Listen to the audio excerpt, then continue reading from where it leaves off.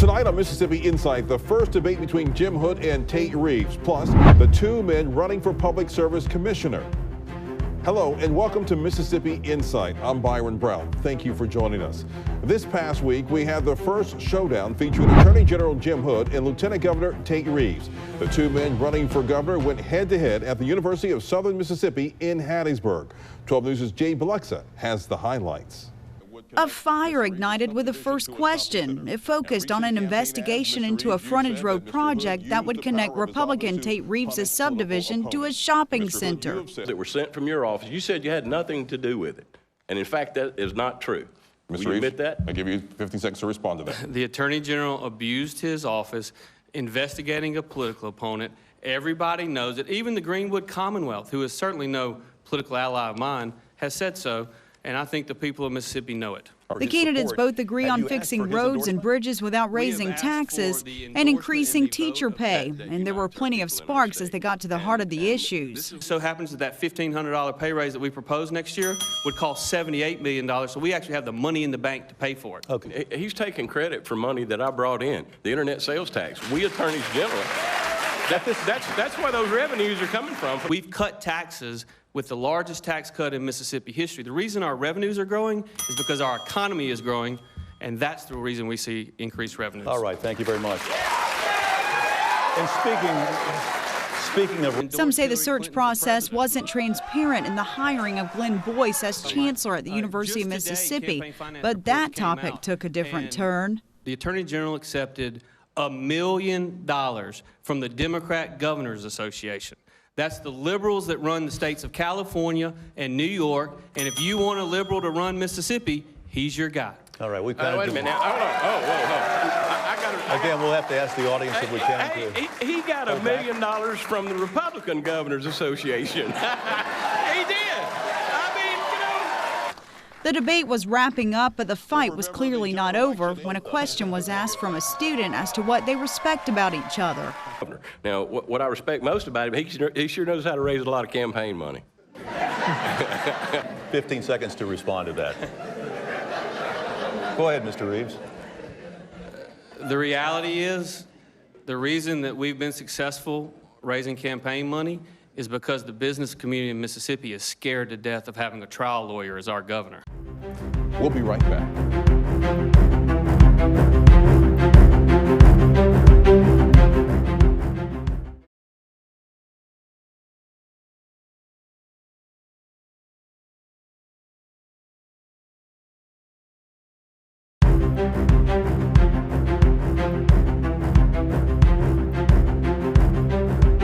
Now to the spirited race for Public Service Commissioner for the Central District, responsible for regulating the state's public utilities. Republican Brent Bailey is facing off with Democrat and Jackson City Councilman DeKeither Stamps. 12 News' Gerald Harris spoke with both men. Hello, I'm joined by Councilman DeKeither Stamps. He's running for Public Service Commissioner on the Democratic side. My first question, it's the easiest question. Why do you want to be Public Service Commissioner for the Central District? Well, first off, thanks for having me. We appreciate it. The Public Service Commission regulates all your utilities, and we want to be the next Public Service Commissioner for the Central District because we know that it's the best way to help the most people. Everybody from the outhouse to the White House needs proper utilities, and we want to ensure that people in Mississippi have that going forward. What's going to be some of your priority issues? I know recently with the Public Service Commissioners, we've been focused on robocalls, rural internet service. What's going to be your initiative and something that you're going to push to your constituents? Well, what we're going to focus on is everywhere we can save money and make money through energy efficiency programs, saving money with our utilities, also to making money with expanding our economy through the utility space by growing it, by pursuing renewable energy, by looking at every way that we can help local government be more efficient and effective. And speaking of renewable energies, that was going to be my next question. Could we go down some new avenues of energy, solar panels, things of that nature? Most definitely. These are proven things that are done all over the country, but not to the degree that they should here in Mississippi. And I feel that this is a way to keep our rates low and to be more effective in how we produce energy. And kind of jumping back previously to something I talked about, which was the robocalls. The Public Service Commissioner works hand in hand with the Secretary of State and the Attorney General Correct. to deal with those issues. How can we keep moving those forward to stop getting those annoying robocalls? Well, the unique thing that we bring to the table is that we can work with everyone. And we feel as that we'll be able to work effectively with our incoming Secretary of State and our incoming Attorney General to ensure that these things get prosecuted and those people get brought to justice for taking away from the privacy of good Mississippians. And recently, it's something that you've been focused on. Part of the Public Service Commissioning is making sure that water, sewer is treated correctly and you're getting the bang for your buck. And the City of Jackson has dealt with some issues in some of those ways. How can you work with the City of Jackson to ensure that the customer is getting the most money that they can? Well, we're going to focus on the City of Jackson and the other 96 towns and 22 counties in this district and provide the proper leadership to move that forward, to make sure that people get affordable rates, their services are reliable, and that people can depend on them. And that's one of our major focuses. And moving forward, how do you make this office better than it was? Not to say that it wasn't good or anything, but kind of put your stamp on the office. Well, let's back up a second. You know, in our country, veterans have always rebuilt the country after wars. From the American Revolution, we didn't just elect a president. We elected a whole smorgasbord of mayors and council people who were veterans to rebuild the country. Same thing after the Civil War, after World War II. I'm just part of this generation of veterans who are moving forward to make our state and our nation a better place, to rise above some of these partisan politics and to put the people of this state and this state first in every decision that we make, to ensure that going forward, the people win. Because if we don't change Mississippi right now, Mississippi is going down a road from, from dealing with the Kemper power plant.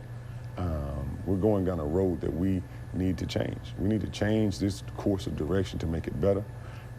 Build off the lessons of the past. Our previous Public Service Commissioner did a great job of educating people on the Public Service Commission's role. Now we must build on that foundation to make it more efficient, to ensure that every level of government in this state is saving money when it comes to utilities, and that we're investing in things that can make money and grow our economy and build and create new jobs. And that's what we're focused on for the next 4 years in the Public Service Commission, is saving money, making money, and creating jobs through this utility space so that we can have jobs for our children to stay here. Because so many of our young people are leaving the state of Mississippi because we don't have the opportunities. And there are some great opportunities in the utility space if we grow that economy, but it has to be intentional. We must not only elect leaders who have vision, we must elect leaders who have the intestinal fortitude and the commitment to make the visions become reality. And something you'll have your finger on if you're elected is rural broadband, rural internet. The co-ops have been given authorizations to formulate their ideas in rural internet. How do you see that through? How do you make sure that the rural parts of your 22 counties see the benefit of rural internet and rural broadband? Well, first, when it comes to any new venture, you must identify who's going to pay for it and who has the resources. The ability for our electric cooperatives to pay for that is not there right now. We must grow that local economy, and that's what we're talking about. It's looking at all of the school district properties and the county properties and the city properties, so we can look at ways we put solar panels out there and other renewable energies so that we can grow that economy locally. So then the electric cooperatives can partner with those different entities to create a space so that they can afford it. Right now, it costs a lot of money to lay fiber. It really does. So we have to look at ways we can grow our economy so that that local community and those local cooperatives can work together to provide better and more effective services. And so what the voters should get out of this is that you're going to look at the economy, making sure that the economy is strong for the residents of those 22 counties, and then go on from there. Well, we're pledging to do this as long as the people allow us to do it. We have a unique background. through our military service and our service to the state of Mississippi since we've been back from the military. And we want to continue to serve and focus on making Mississippi a better place.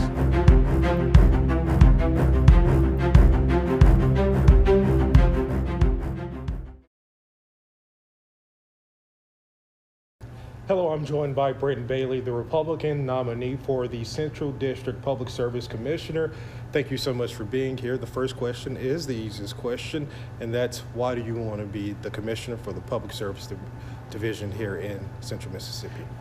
Absolutely, and I appreciate the opportunity to come share with y'all and visit with the citizens of the Central District, particularly of the Jackson area. So I'm certainly seeking the position of the Public Service Commissioner here in the Central District for a number of reasons. Number one, I want to be a watchdog for the consumer. I want to ensure that all rates are fair, services provided are justified, and that if there's issues at the PSC, that they have someone there representing their interests, their needs going forward. Because there's a lot of issues to be looked at, to be determined, to be analyzed in the coming months as well as years ahead here in Central Mississippi. We certainly want to do things like tamp down these robocalls that we continue to get that invades our privacy and many times goes after our most vulnerable Mississippians. We want to help get rural internet out to those areas that are either underserved or non-served to ensure we gap that digital divide and bring those services and help connect rural residents, small businesses, others to the rest of the world, help grow that economic, that economy out in those areas. And also we ensure that as far as our energy needs are met, that we look at diversity in our energy portfolio to ensure our consumers are getting the most reliable, most cost-effective energy resources out there. And as the Public Service Commissioner, we've seen in past that there has been attempts to tamp down on the robocalls, partnering with the Secretary of State and the Attorney General. How would your relationship with those entities benefit the people in these 22 counties? So, you know, there's things we can do at the PSC, and we've seen some changes in state law over the last, with this last legislative session, and the Telephone Solicitation Act and the no-call law, that gives the Public Service Commission a little more authority to move beyond the city, the boundaries of the state of Mississippi, and get out there and go after these folks that are preying on our citizens here in the state. But to really get after it, we got to have, working with the Attorney General's office, our U.S. Attorney Generals, the Federal Communications Commission and others, to move beyond our country's borders, because a lot of these are outside the U.S. that are preying on our most vulnerable. And we got to work together collaboratively to ensure we're using all the tools we can, legal, technological, find novel ways to get out there and cease these activities. And it's just going to take a dogged effort by folks like myself and others who are committed to protecting our citizens to work together and ensure we're having the resources necessary, both financial and manpower, to knock this down.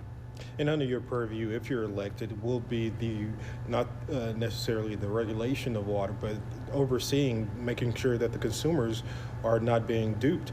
Would you look at the city of Jackson and the way that their water crisis have been and do an investigation or kind of meet with them and see what's going on, so make sure that the consumers aren't being hoodwinked? Well, there are opportunities, but we got to recognize what the statutory limitations are over, but what the PSC does and does not have authority to provide oversight and regulatory direction. Municipalities are generally exempt from PSC oversight unless consumers are located outside and beyond the city limits at a certain distance, and that does allow the PSC to get involved and help represent those ratepayers in rate matters.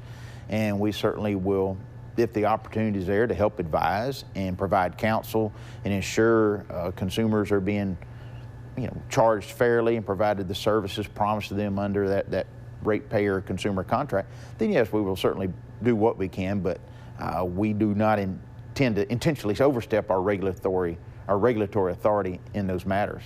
And another issue, if you're elected, that you're going to have your finger on is rural internet. We talked a little bit about it earlier. Mm-hmm. Some of the counties that encompasses the 22 counties don't have the economy such as some of the bigger counties, but they're still in need of rural internet.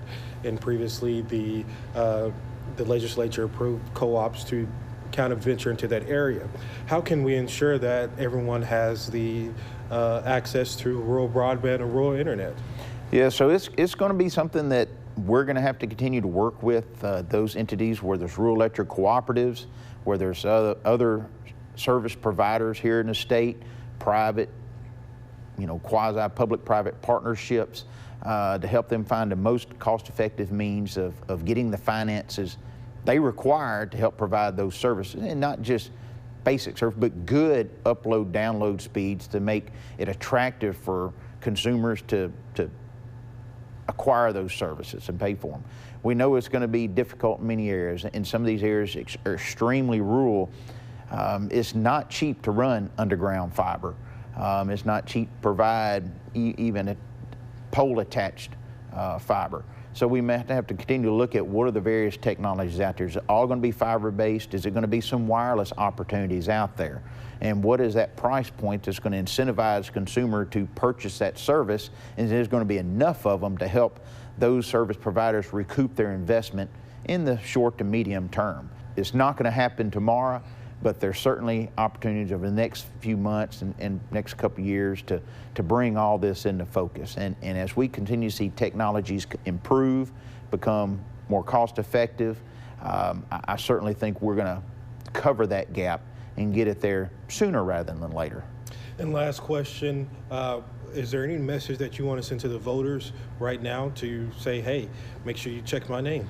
The whole conversation around utility regulation is something I've been involved in for the last 10 plus years now, working before the Public Service Commission to ensure that ratepayers have a voice.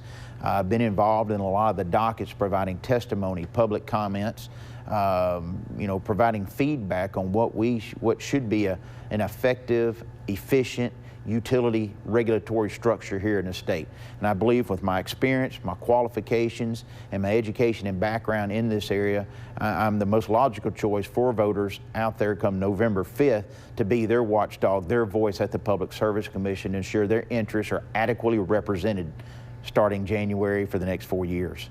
All right, Brent Bailey, he's running on the Republican side for the Public Service Commission here in the Central District.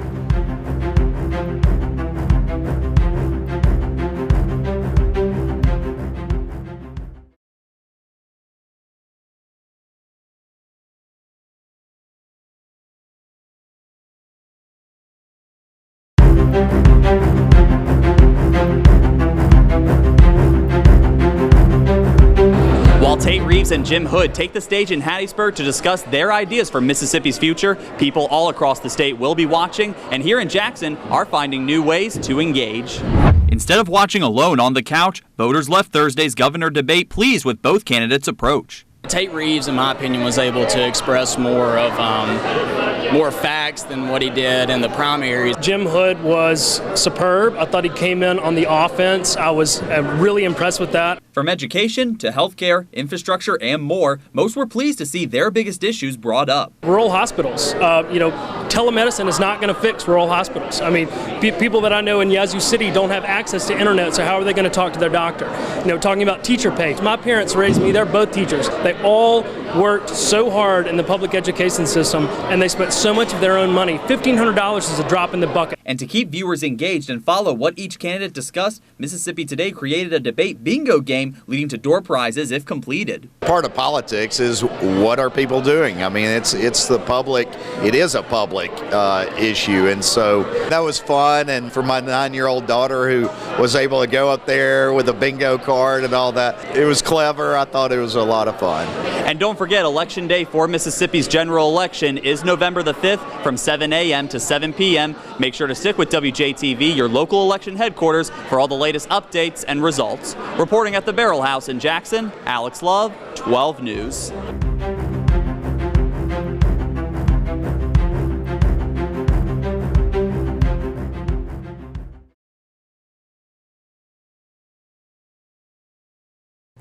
That's it for Mississippi Insight. Remember, if you missed any of tonight's program or to see previous episodes, go to our website, WJTV.com. For Gerald Harris and Jade Bilexa, I'm Byron Brown. Be sure to join us next Saturday. Until then, make it a good night.